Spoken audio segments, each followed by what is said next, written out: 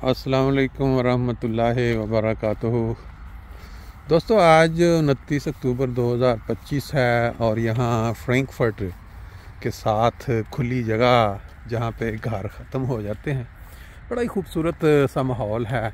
लोग यहाँ निकलते हैं, घूमते फिरते हैं, ताज़ा हवा के मज़े लेते हैं। आज जो बात है वो बरतानिया के मुतल्लक है। फिर कल एक जनाजा और तदफीन में जो शिरकत हुई उसकी कुछ बात करेंगे और कुछ बातें फिर आजकल के बिगड़ते हुए हालात पे भी करेंगे। बरतानिया एक ऐसा मुल्क है जो पूरी दुनिया में हुकूमत यानी गोरे जो कर चुके, लेकिन अब उसका जो रिज़ल्ट निकल रहा है कि बरतानिया के अंदर लॉ एंड ऑर्डर या जो तहफ़्फ़ुज़ है लोगों को, उसकी अगर हम जायज़ा लें तो बहुत ही बुरी हालत है। कल की खबर उसमें मैंने चंद एक तस्वीर भी देखी, वीडियोस।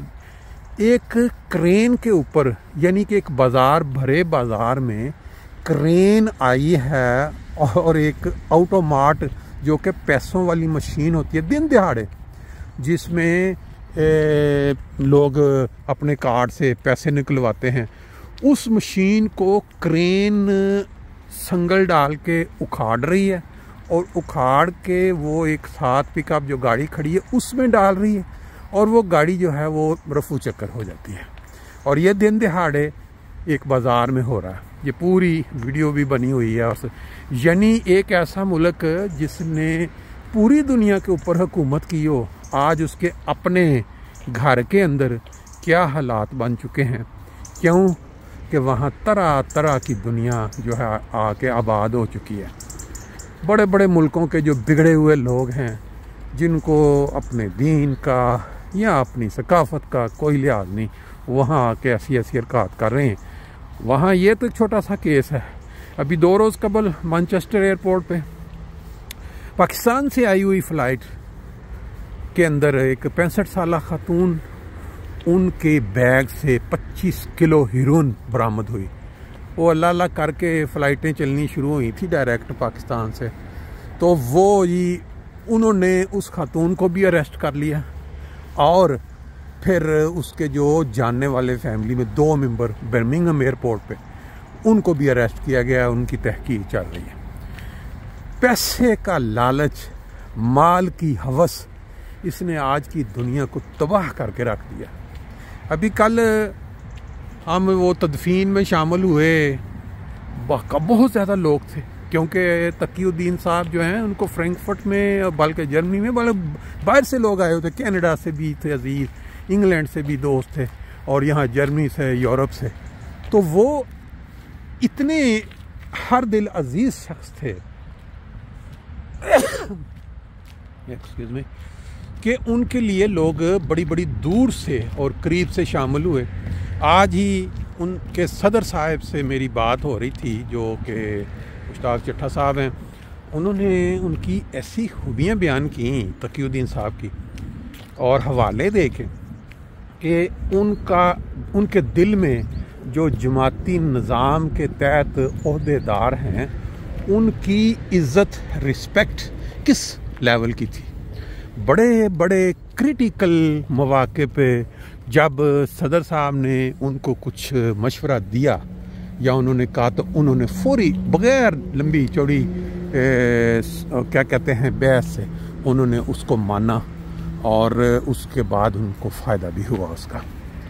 फिर एक दोस्त कल वहाँ मिले तदफीन के मौका पे, वो बता रहे थे कि ऐसी तबीयत थी उनकी, जो शख्स, जो बंदा उनको मिलता था उनका मती हो जाता था, क्योंकि उनके अंदर मेहमान नवाजी की बहुत, जो बंदा घर आ गया ऐसे जैसे बिछ जाता है इंसान। और जो लोग उनके साथ वक़्त गुजारे चुके हैं या जिनका वो सब इसकी तस्दीक करेंगे कि तकीउद्दीन साहब की जो तबीयत थी वो ऐसे मिलनसार थी और दोस्तों का बहुत ज़्यादा ख्याल रखने वाले। और एक दोस्त बता रहे थे, शुक्र, अल्लाह ताला का जो शुक्र है, कभी ज़ुबान पे नाशुक्री के अल्फाज नहीं देखे। आखिरी सालों में जब वो शदीद बीमार थे, तो वहाँ जैसे बंदा हॉस्पिटल में होता है या कहीं वो बुज़ुर्गों की जो जगह, तो जब उनकी हालत देखने वाले जो मिलने वाले जाते थे तो उनको तशवीश होती थी और वो पूछते थे ठीक, तो वो आगे से हमेशा कहते थे शुक्र अल्हम्दुलिल्लाह मैं ठीक हूँ। ये बात दोस्त बता रहे थे बड़ी हैरानगी के साथ कि भाई हमने उनको जब मुश्किल में भी देखा तो उनकी ज़ुबान से हमेशा वो हमद का कलमा ही निकला। कभी उसने अल्लाह के उन्होंने कभी अल्लाह के हुजूर वो जैसे नाशुक्री या कोई गिला या शिकवा वो नहीं किया। बहरहाल ये अल्लाह ताला की एक अता है, देन है कि वो इंसानों के दिलों में वो चीज़ डाल देता है जिससे रहती दुनिया जो है वो उनको याद करती है। अल्लाह ताला उनके दर्जात बुलंद करे। उन्होंने बड़ा लंबा अरसा यहाँ गुजारा। एक दोस्त बता रहे थे कि बिजनेसमैन इंसान कोशिश तो करता ही है कि जब वो एक हिमालय रेस्टोरेंट के नाम से उन्होंने मिल के किसी दोस्त के साथ एक शुरू किया, और उस ज़माने में पाकिस्तान की जो बड़े बड़े मशहूर जो होते थे उसमें नुसरत फ़तेह अली ख़ान, तो उसने जब यहाँ टूर किया इधर जर्मनी का तो उनको वो अपने रेस्टोरेंट में खाना पूरी टीम को जो है वो पेश किया करते थे। जी हाँ, आए कि पाकिस्तान से मोहब्बत, पाकिस्तान से जुड़े हर इंसान से, कोई हीरो हो कोई मशहूर शख्स हो, लाजमी बात है कि परदेश में जब कोई आता है बंदा तो उसके लिए दिल में एक मोहब्बत पैदा होती है अपनी देश के साथ जुड़े होने की वजह से। तो ये बहरहाल उनकी खूबियाँ थी। बाकी बात वाक़ के साथ साथ इन नज़ारों के साथ साथ ये है कि जिस दौर में हम दाखिल हो चुके हैं, जब हम कभी जनाजे पे तदफीन में शामिल होते हैं तो एक चीज़ जो है बड़ी शिद्दत के साथ उसका एहसास होता है कि इस लम्हे पे, इस वक़्त पे हमने पहुंचना है। हर इंसान ने एक दिन इसी तरह ताबूत में ले जाए जा रहे होना है, और लोग जो हैं साथ 5-10 मिनट का टाइम देंगे और फिर वो टाइम देखेंगे भाई लेट तो नहीं हो रहे। 3 मुठ मिट्टी डालनी है अपने उस 50-60-70 साला जो दौर है आपका उस दोस्ती का या ताल्लुक़ का, उसके ऊपर, और फिर भागम दौड़ इस दुनिया की तरफ। लेकिन जो मसाइल इस वक्त जन्म ले रहे हैं इस मुआशरे में, आप अगर उनकी गहराई में जाएं तो रोंगटे खड़े हो जाते हैं कि घरों के घर उजड़ रहे हैं, घरों के घर तबाह हो रहे हैं। कैसे हो रहे हैं, क्या है उनकी वजह जो मुख्तसर अल्फाज में वो यही नज़र आती है कि इंसान के अंदर सब्र का मादा ख़त्म हो चुका है, बर्दाश्त का मादा ख़त्म हो चुका है।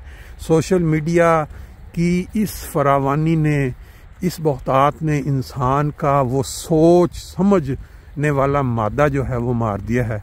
इंसान कुंस्टलिश इंटेलिजेंस या वो आर्टिफिशियल इंटेलिजेंस, उसकी वजह से हर काम उसने छोड़ दिया है। उन पे वो करें और अपनी सोच समझ जो है उसको ताले लगा दिए।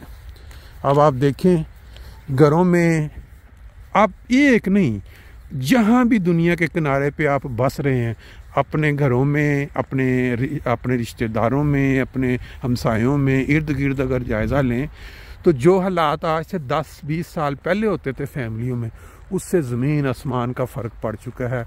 क्यों कि वो अब इस सोशल मीडिया की वजह से तसव्वुराती ज़िंदगी में दाखिल हो चुके हैं कि एक रिश्ता है मियाँ बीवी का, एक रिश्ता है बहन भाई का, मामू चचा कज़न, जो भी रिश्ते हैं, माँ बाप का, इवन वो ड्रामों के अंदर आप देखते हैं कि कितना हसीन करके दिखाया जाता है, कितना प्यार मोहब्बत वाला दिखाया।